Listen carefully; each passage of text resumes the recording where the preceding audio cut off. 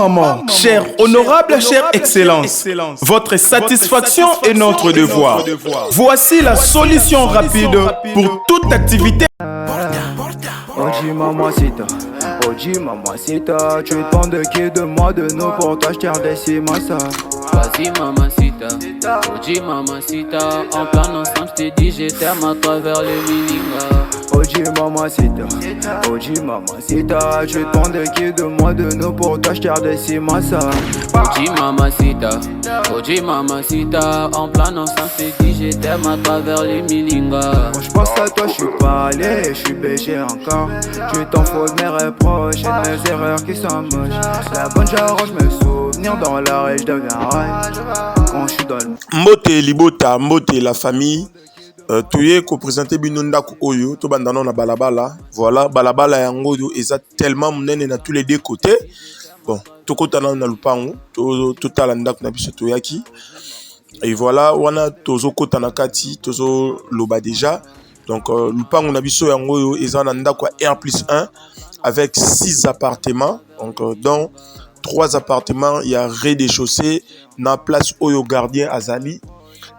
Soit moi mini Guérit ezali déjà batu kota dans ce botali image oyo eza ancienne image auto présentera bino lupango oyo avec des appartements assez haut déjà yango na droite awa et awa to pesisco image ya lelo donc nde batu baza lelo moni appartement liboso yango na se na droite awa eza comme Guérit mutakenge la razawana esali déjà un appartement plus Guérit.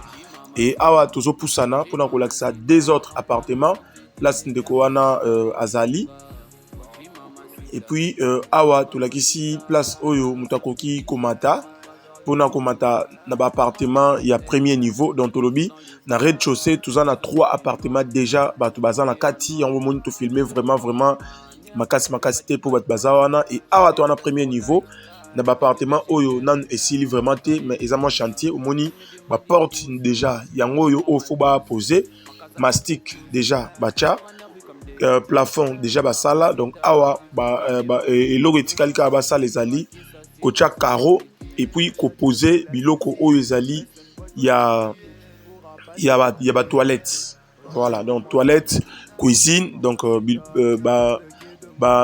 biloko oyo basalelaka na cuisine na biloko oyo basalelaka na toilette na bakaro awa to wana appartement il y a 2 chambres salon cuisine salle de bain 2 salles de bain moko na toilette ya baparent salle de bain moko na couloir wana tozokota siko na ndenge ya cuisine parce que porte wana eza ya kokangama tokoti na ndenge ya nsima awa eza cuisine oyo eza toilette chambre liboso chambre de parents yango avec balcon yango yo vi mbala moko ya balabala balcon yango yo awa toza na salon peza na balcon na yango et awa toza na 3e appartement donc il y a 2 chambres donc pour ko faire comprendre tout bien na rez-de-chaussée toi na 3 appartements.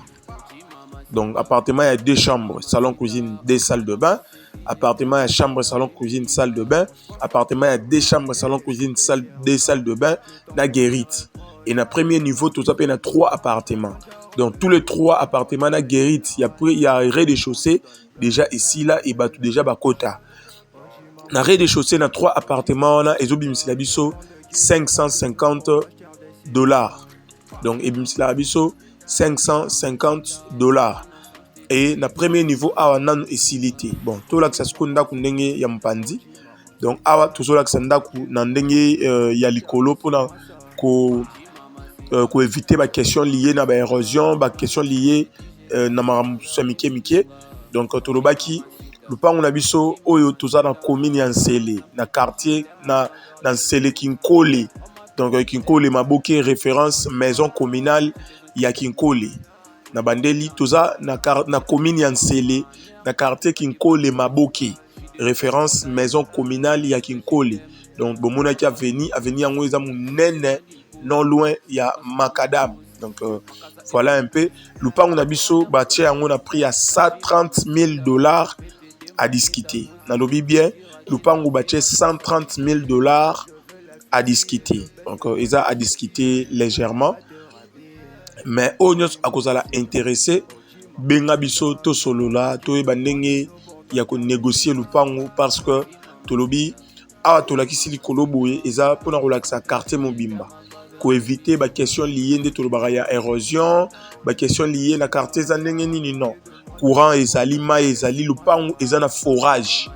Donc à part mai ya régie des eaux lupango eza sous na forage eau déjà et salema pona kotoka mai. Donc voilà un peu. Et awa tozongi sous nase parce que tolobaki ba image des amis balé.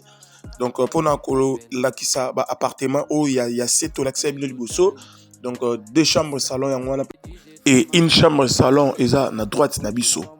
Donc yango awa ba futara $200 na deux chambres, une chambre salon $150 et puis deux chambres salon sous ba futara $200. Donc epesi biso $550 comme revenu mensuel au eza na rez-de-chaussée. Et na ba appartement ya likolo soki esili donc le pang mo meko pesa biso $1100 le mois. Merci beaucoup.